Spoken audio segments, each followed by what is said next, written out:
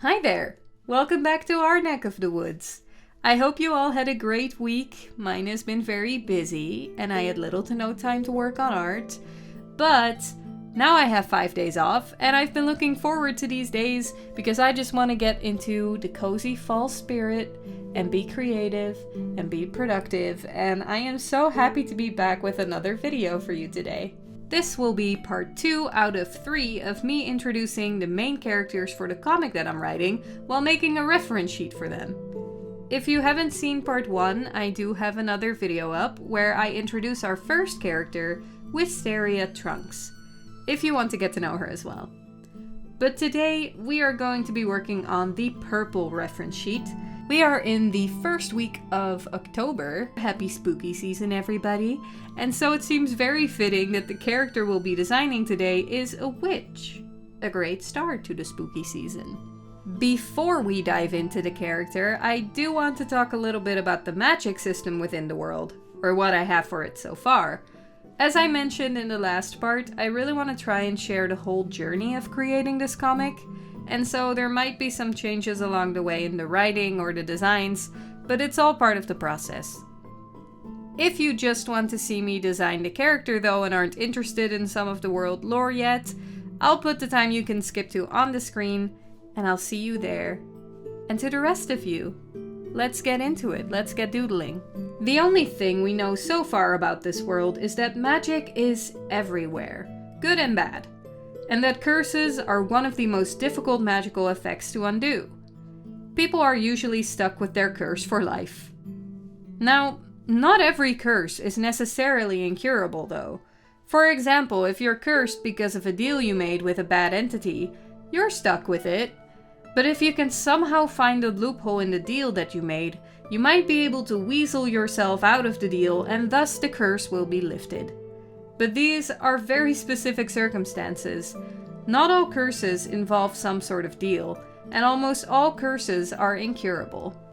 I have been going back and forth on whether or not I want there to be any deities in this world, but I have decided that there will be. Mostly because divination is a part of witchcraft that I want to be included, and making a pantheon of gods sounds like a lot of fun. I might actually make that its own video. Gods play a part in the origins of magic as well. I want to create at least one god or goddess for almost each group of magic users. But there will be minor deities, good and bad deities, as well as other entities. So far, there are 5 groups of magic users, and we'll go over each of them briefly, but deep diving into the magic system will have to be its own video at some point.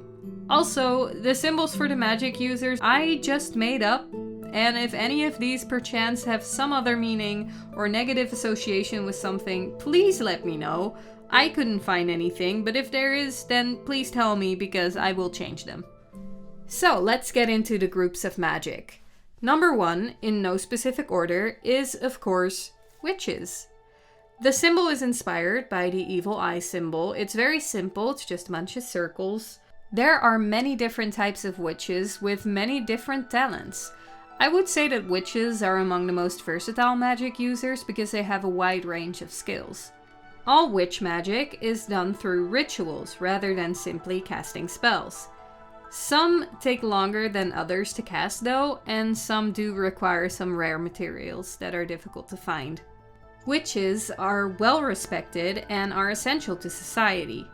People seek out witches often, mostly if they feel like they need protection for themselves, their home, their loved ones, if they want to ward off any negative energy of any kind, if they need spirits banished, their space cleansed, and witches, while not being able to cure curses, really do help people deal with their curse. For example, if someone is cursed to be absolutely hideous, a witch with a talent for glamour magic might be able to conceal the effects of the curse to some extent, making life bearable again for that person. Glamour is actually a good example of a specific talent a witch can have that not all witches do. All witches know how to put up wards, how to banish negative energy, how to do protection rituals and cleanse a space, and all that stuff. It's all pretty basic magic. But usually, witches are born with a special talent of their own. Some are glamour witches, some are fortune tellers, or some have a talent for divination. Every witch is born with a mark on their forehead. where their third eye would be. They all look similar, but the color of the mark and the number of rings is telling of what type of witch they are. Some abilities are rare and more valued than others. Witches also can be identified by their hands and eyes, because they usually match the color of their mark. I have been thinking about giving each of the magic groups their own identifiable features, like the witches have. And honestly, I think that's a good idea. I think I'll have to make a small change to Wisteria's design, though, to make it fit. But I do think it's a fun idea to have each of the groups, have their little mark at birth. I think that's cute. Speaking of Wisteria, the second group of magic users are, of course, the alchemists. The symbol I came up with was inspired by the bubbles in a cauldron, but it kind of ended up looking a bit science-y as well, something you might see in a lab, which honestly is a happy accident. I like it. The way alchemists use their magic is through complicated recipes and imbuing them with their magic through intention. Just like witches, they are valued in society. They provide people with all sorts of potions and elixirs. Most commonly, they will temporarily give you a boost of sorts, like increased strength, increased speed or endurance. They can boost your focus or make you feel calm. And the more complicated and expensive potions would include invisibility, water breathing, polymorph, love potions, and all that kind of stuff. Though you'd have to find a very talented alchemist and have the money to be able to afford those elixirs. The alchemists don't really have identifiable features other than their mark, although I did consider giving them all vitiligo. I don't know. I still might. I don't know. I have to think about it. But for now, there's really no other features other than the mark, and the mark appears on their hands at birth. There are no color differences though, like with the witch's mark. Usually the alchemist's mark is a charcoal gray. Moving on to the third group, we have the shamans, or healers. Their magic works through sound, singing, chanting, incantations, but also working with the sounds around them. Speaking of which, can you hear my cat purring?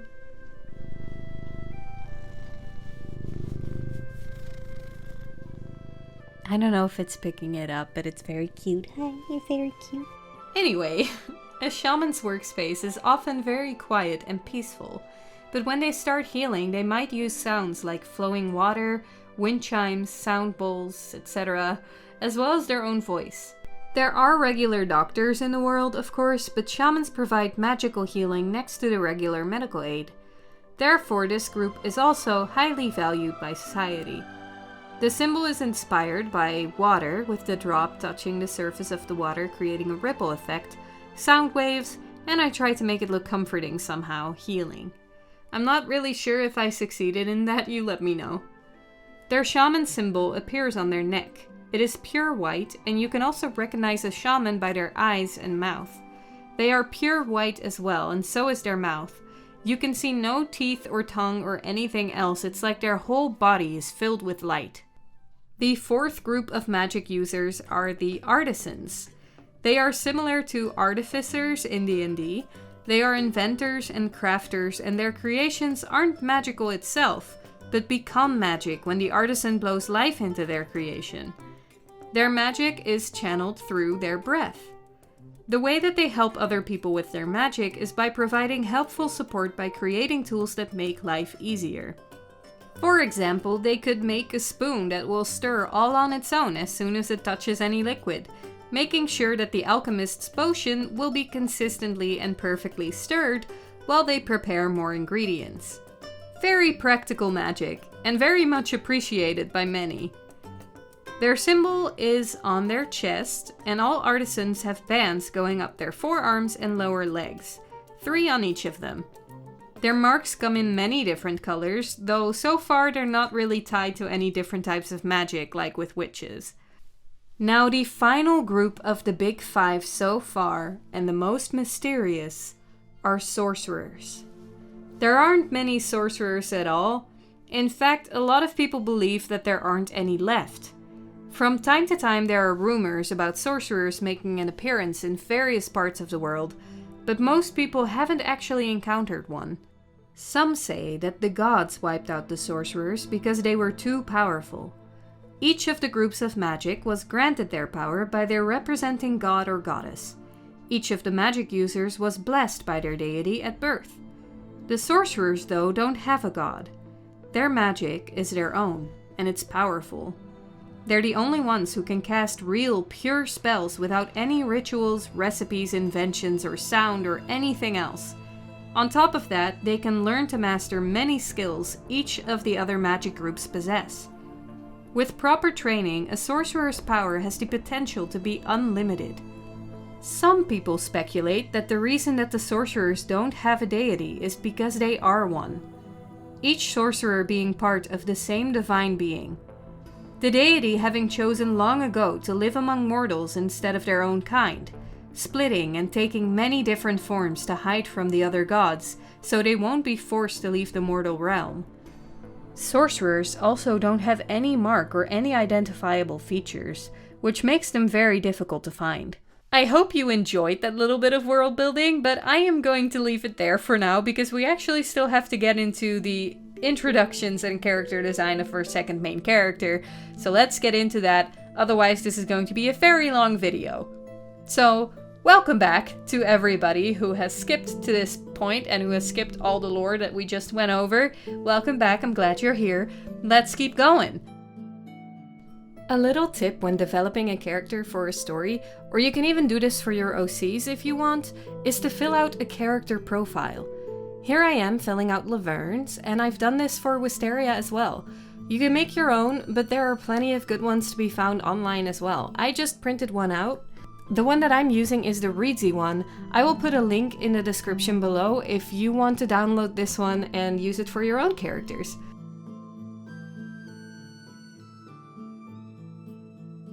But basically you have the basics like the name, the age, the place of birth, that kind of stuff. And it really goes into detail about your character and make you think about things that you maybe wouldn't have if you would have just written out a character yourself. And I do think it's a really helpful tool, even though you will expand on it in the future. There are some really random questions in here, but I do really think it helps getting to know your character.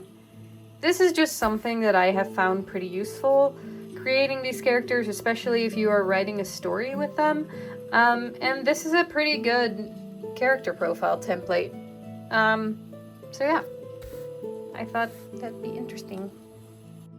Just like I've done with Wisteria, I will give you a general idea of the character first, before getting into more detail.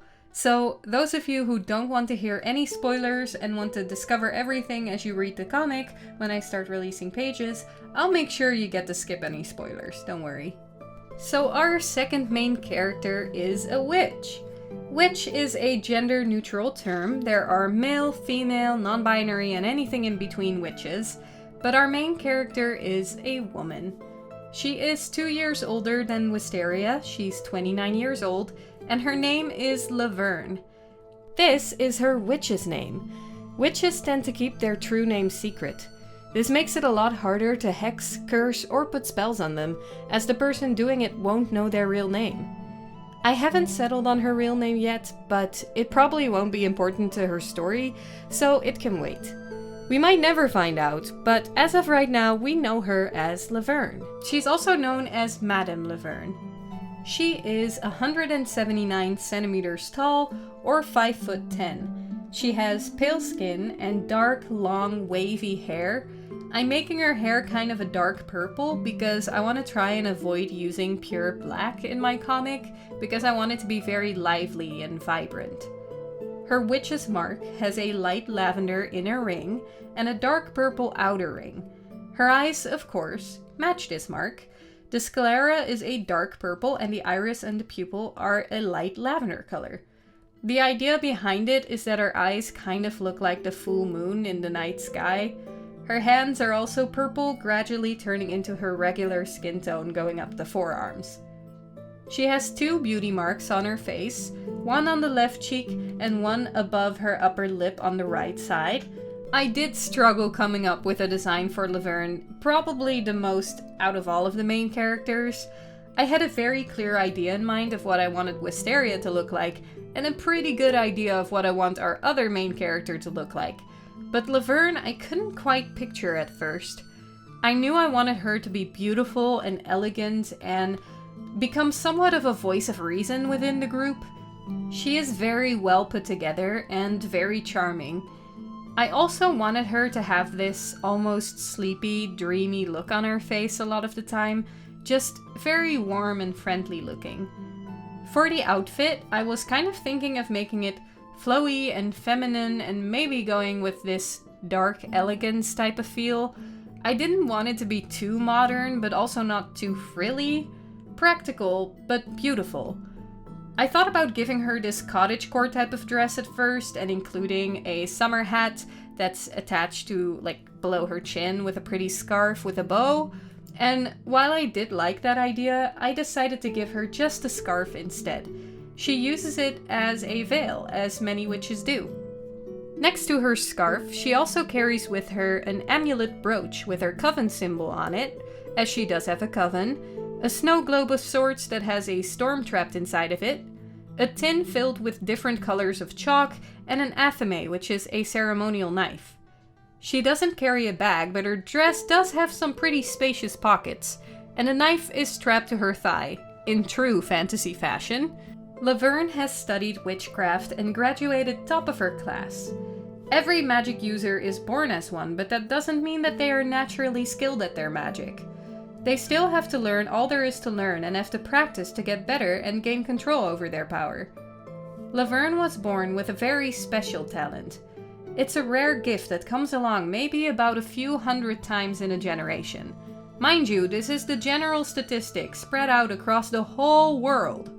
Out of millions of people, only a few hundred possess this particular skill. She happens to be a dreamwalker. Or she's supposed to be. Which we will get back to later on. Laverne also has a familiar, a white crow named Daffy. She can understand Daffy, and Daffy can understand her. And through a ritual, she can even see through Daffy's eyes for a short amount of time.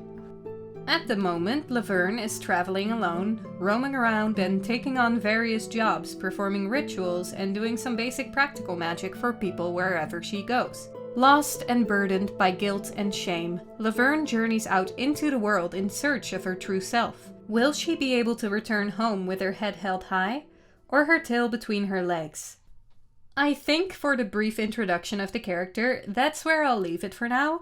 If you want to avoid any spoilers from here on out, the time you can safely skip to will be on the screen now. I'll see you at the end with the finished reference sheet, and let's get into a little bit more detail now. So, the Dreamwalkers. Let's talk a little bit more about them. Dreamwalkers have the ability to enter someone else's dreams while they're asleep. Dreams are the entryway into someone else's conscious and subconscious mind.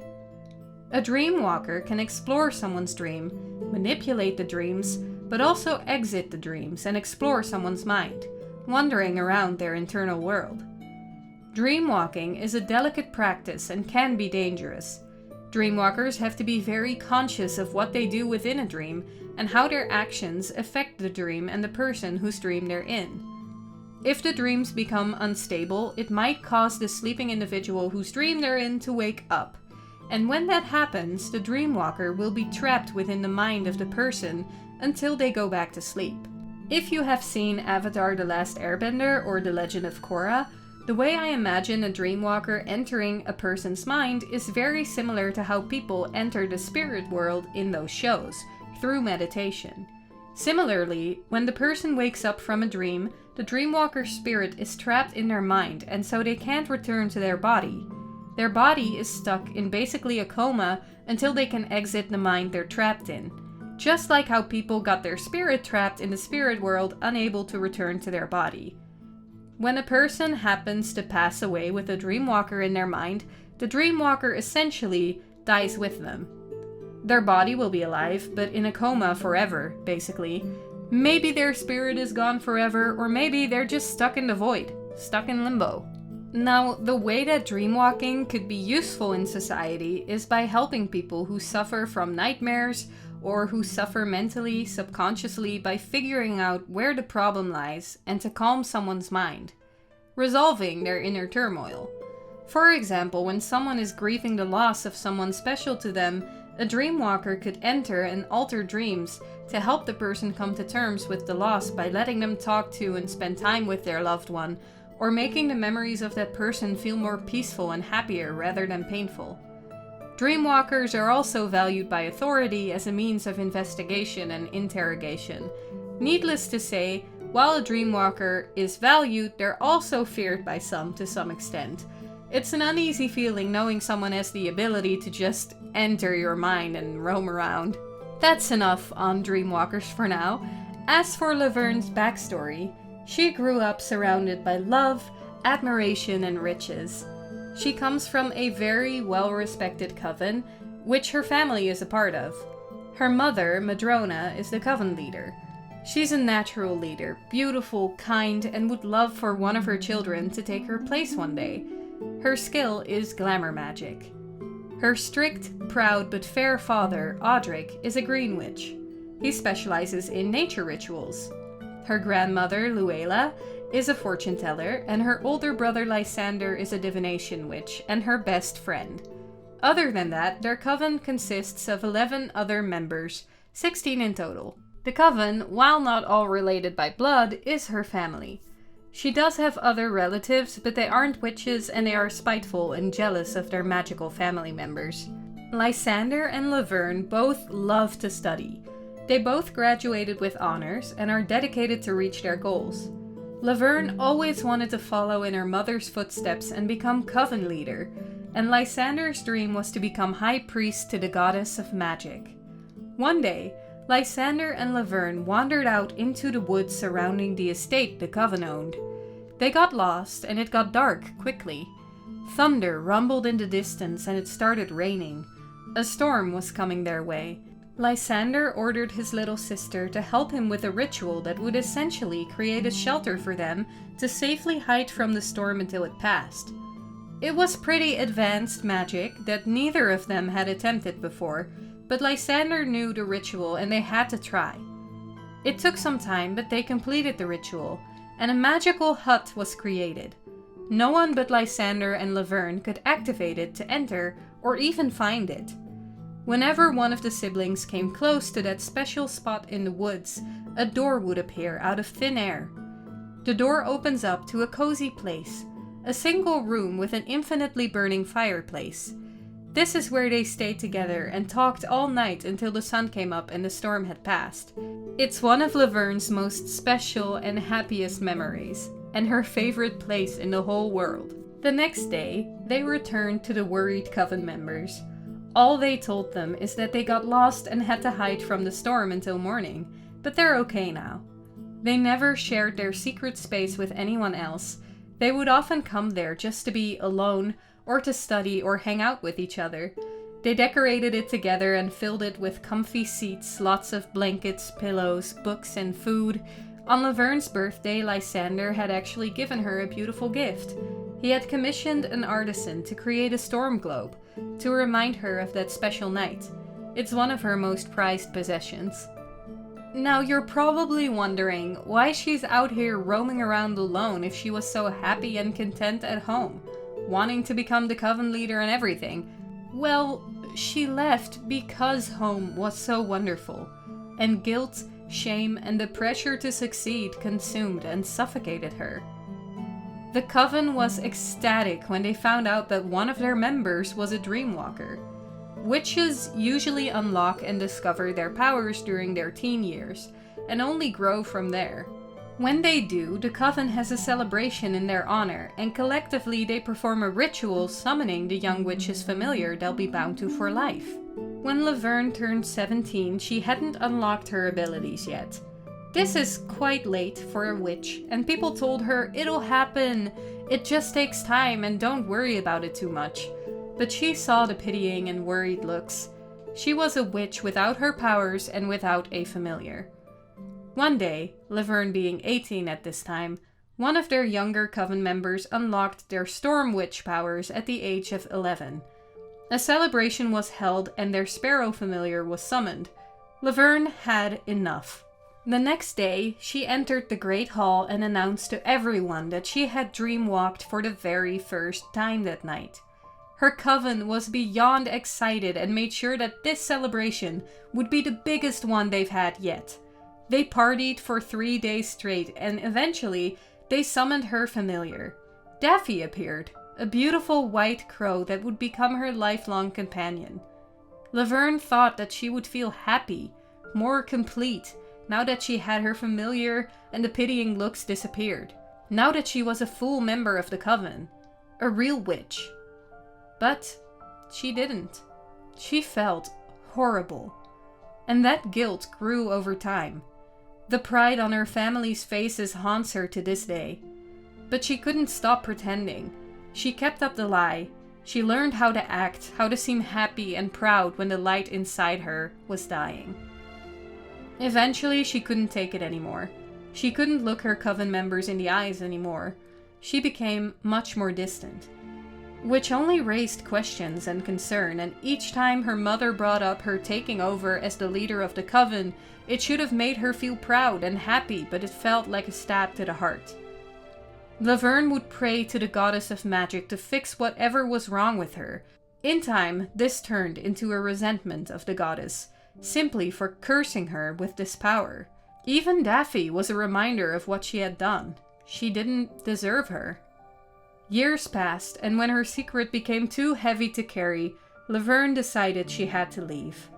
The only way to undo this and rid herself of this guilt is to return with pride when she unlocked her power, and she had to do it all alone. So, she wrote a letter to the coven that she left on her bed, and one to her brother she left in their secret place in the woods, and she ended up leaving in the middle of the night. When she looked back at the house, her grandmother was standing in the doorway, looking at her with a sad expression on her face, but making no attempt to stop her. It's been 4 months since she left home, and she hasn't seen her family since. At the start of our story, she encounters a strange and cursed individual. She decides to help and accompany to a quaint little alchemy shop in the capital of magic. And this is where she meets Wisteria. Everyone who skipped should be back by now. Welcome back. And this is how Laverne's character sheet came out. I hope you enjoyed her introduction and the way her design came out. I can't wait to introduce you to our next and final main character and share more of this journey with you. Thank you so much for watching and for your lovely messages and support on the last part, and I hope you all have a wonderful day. I will see you all next time.